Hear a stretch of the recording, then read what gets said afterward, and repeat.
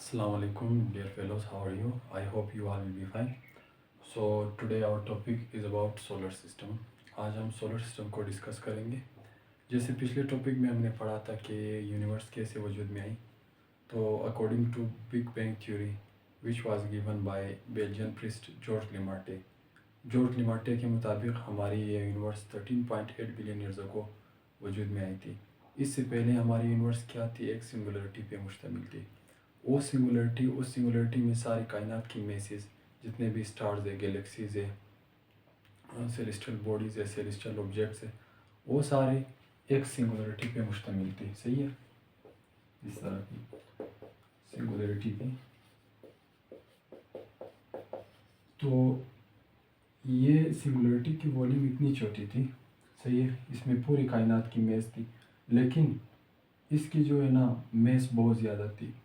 तो मेस ज़्यादा होने की वजह से और लेस वॉल्यूम होने की वजह से इसकी डेंसिटी बहुत ज़्यादा थी, जिसकी वजह से ये जिस इस सिंगुलरिटी के अंदर जो एक ग्रेविटेशनल बॉन्ड थी वो अपने आप को बरकरार नहीं रख सकी, और ये एक आहिस्ता आहिस्ता एक्सपेंड करता गया, जिसको हम कहते हैं एक्सेलरेटेड एक्सपेंशन। तो इसकी मेन वजह क्या थी कि ये अपनी सिंगुलरिटी को बरकरार नहीं रख सकी।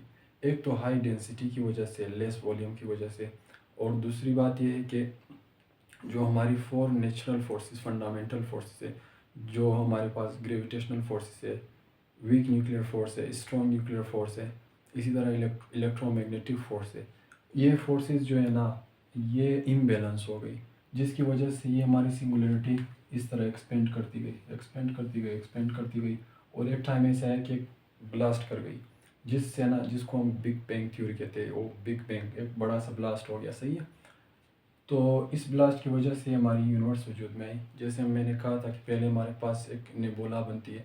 निबोला क्या है? एक cloud of gases and dust है। उस निबोला से हमारी स्टार्स बनती है, गैलेक्सीज बनती है, सही, प्लैनेट्स बनती है, एस्ट्रॉयड बनती है, कॉमेट्स बनती है, सही है। इसी तरह मुख्तलिफ़ किस्म की सेलेस्टियल बॉडीज, सेलेस्टियल ऑब्जेक्ट्स बनती हैं। तो आज हम डिस्कस करेंगे सोलर सिस्टम के बारे में। तो सोलर सिस्टम ये जो है ग्रेविटेशनल बॉन्ड ऑफ सन है, सही है, कि सन के गिर्द जो है ये हमारी जो 8 प्लैनेट्स हैं ये इस तरह रिवॉल्व करती है, सही, ऑर्बिटल मोशन है इसकी। तो इसकी क्यों ये रिवॉल्व करती है? क्योंकि हमारी सन की जो है मेस और ग्रेविटी इसकी बहुत ज़्यादा है, और इसकी ये बहुत बड़ी है, सही है, बाकी हमारी प्लैनेट्स के निस्बत। और ये सन हमारी स्टार्स है, सही। तो ये gravitational bond of sun, we are 8 planets and their moons orbit revolve around the sun together with smaller bodies like asteroids, meteoroids and comets। सही है। तो ये सोलर सिस्टम की डेफिनेशन क्या है कि ये एक ग्रेविटेशनल बॉन्ड ऑफ सन है। सन अपनी हाई ग्रेविटी की वजह से इन 8 प्लैनेट्स को अपने गिर्द जो है रिवॉल्व करने में मजबूर करते हैं, सही है। तो उसके अलावा हमारी जो नेचुरल सेटेलाइट्स है, जिसको मून कहते हैं, तो मून भी हम जो है ये रिवॉल्व करती है इसी तरह। तो इसी तरह उसके अलावा क्या है? कोमिट्स है, एस्ट्रॉयड है, और मीटेरॉइड्स है, सही है। ये एस्ट्रॉयड, कोमिट्स मीटेरॉइड्स क्या है? ये वो ऑब्जेक्ट्स है जो ना सन बन सकी, ना स्टार बन सकी, ना प्लैनेट्स बन सकी, ना गैलेक्सी। तो एक ये लार्ज स्टोन के शक्ल में जो है ना, बिग स्टोन जिसको हम कहते हैं, उसकी शक्ल में हमारी जो है यूनिवर्स में पाई जाती है, सही है। तो हम अब देखते हैं कि सोलर सिस्टम के बारे में कुछ जो मुख्तलिफ़ किस्म के कॉन्सेप्ट है उसको हम देखते हैं, सही है। सबसे पहले कॉन्सेप्ट आई थी जिसको हम कहते हैं कि जियोसेंट्रिक कॉन्सेप्ट।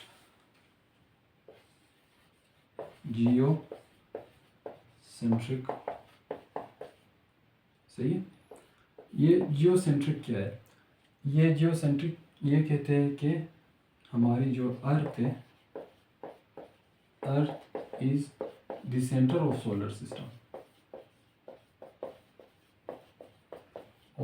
सिस्टम, ये हमारी अर्थ जो है ना, ये है हमारी जो सोलर सिस्टम है, सही है, ये अर्थ उसकी सेंटर है। तो इसको किसने कहा था?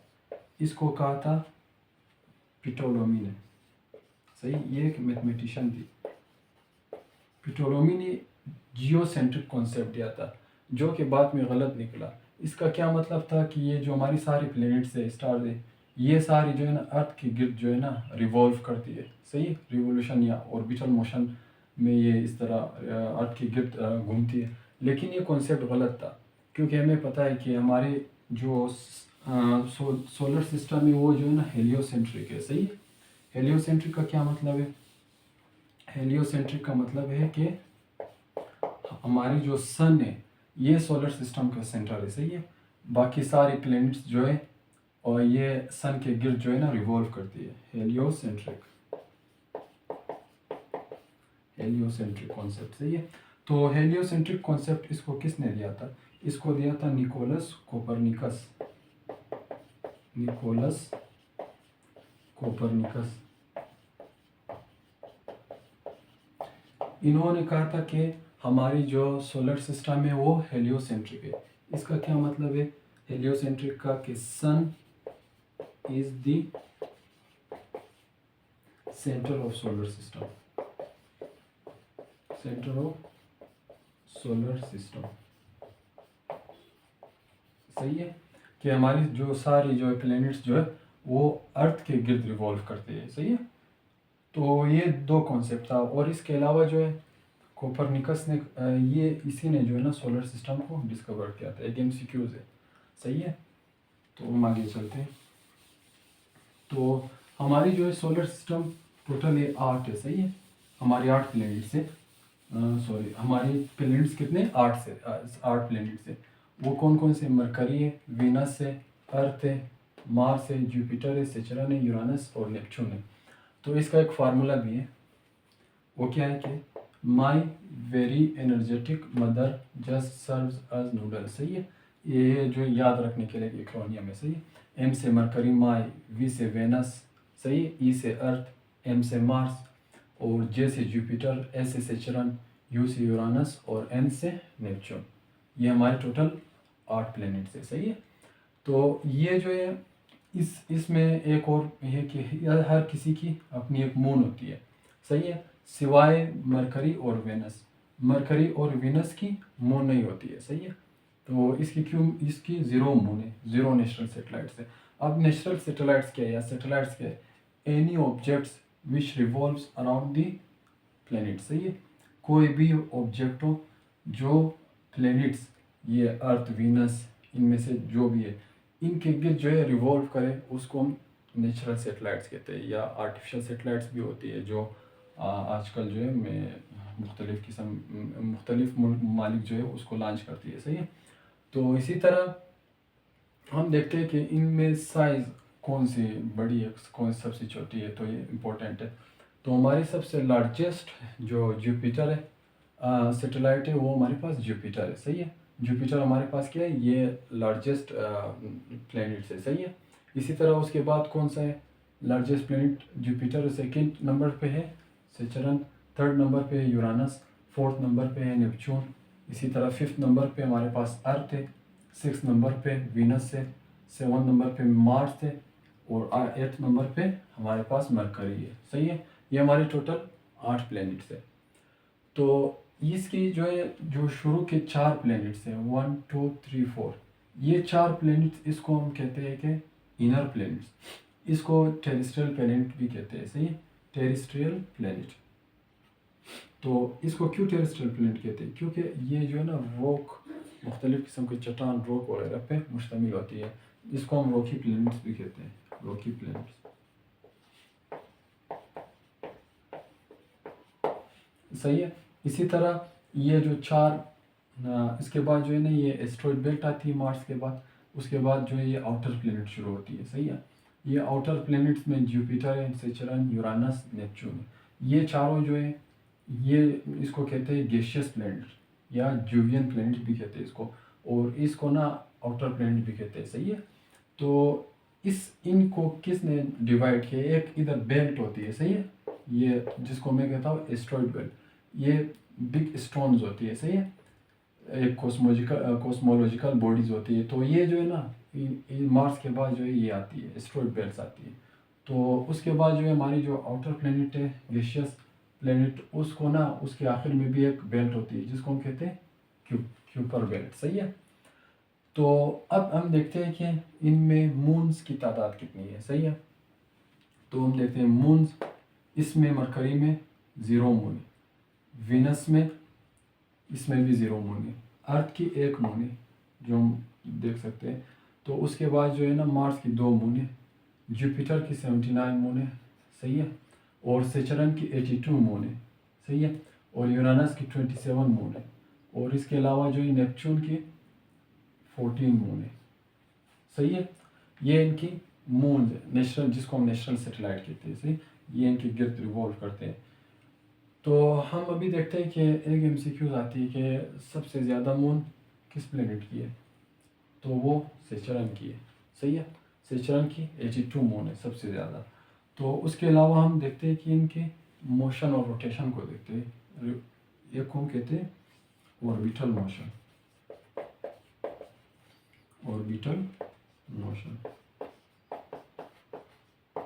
और दूसरा मोशन कौन सा है, स्पिन मोशन।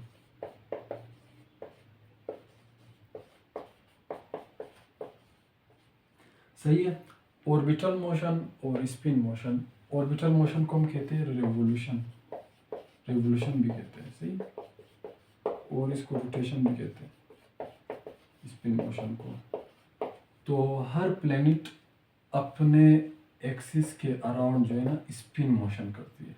सही, इस तरह रिवॉल्व करती है अपने एक्सिस की तरफ, और सन के गिर्द भी एक ऑर्बिटल मोशन भी पूरी करती है अपनी, ठीक है, जिसको हम रेवोल्यूशन कहते हैं। सही है, तो इसी तरह ये प्लेनेट भी अपने एक्सिस के गिर्द जो है ना स्पिन मोशन करती है। इसी तरह अर्थ भी अपने गिर्द एक्सिस मोशन स्पिन मोशन करती है। सही, इसी तरह मार्स, जुपिटर, सेचरन, इसके अलावा जो है यूरानस, नेपच्यून, ये सारी जो है ना स्पिन मोशन भी करती है और ऑर्बिटल मोशन भी करती है। ऑर्बिटल मोशन सन के गिर्द जो है ना अपना एक रिवोल्यूशन कंप्लीट करती है। सही है, और इसी तरह फिर स्पिन मोशन अपनी एक्सिस के अंदर जो है ना ये अपनी मोशन रोटेशन पूरी करती है। सही है, तो ऑर्बिटल मोशन से हमारे पास क्या होती है, ये जो हमें डिटरमाइन करती है ईयर्स को। सही है, कि जब एक रिवोल्यूशन कंप्लीट करती है, सही है, ऑर्बिटल मोशन, तो इससे एक हमें ईयर्स का पता चलता है। और इसके अलावा जो है ना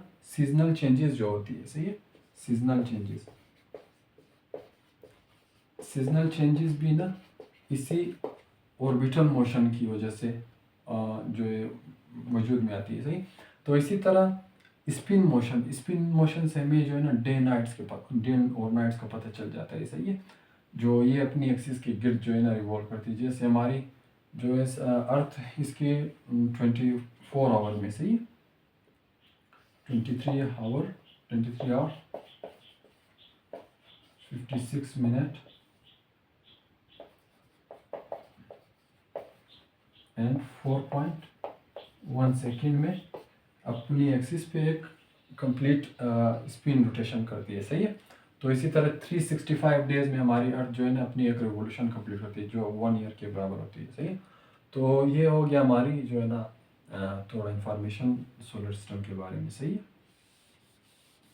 तो इंशाल्लाह हम सेकंड टॉपिक में डिस्कस करेंगे कि ये जो इनकी मुख्तलिफ करेक्टरिस्टिक्स होती है। सही है, सन की, इसी तरह मरकरी की, वेनस की, तो इसके बारे में जो है ना हम एक एक करके डिस्कस करेंगे। सही, थैंक यू।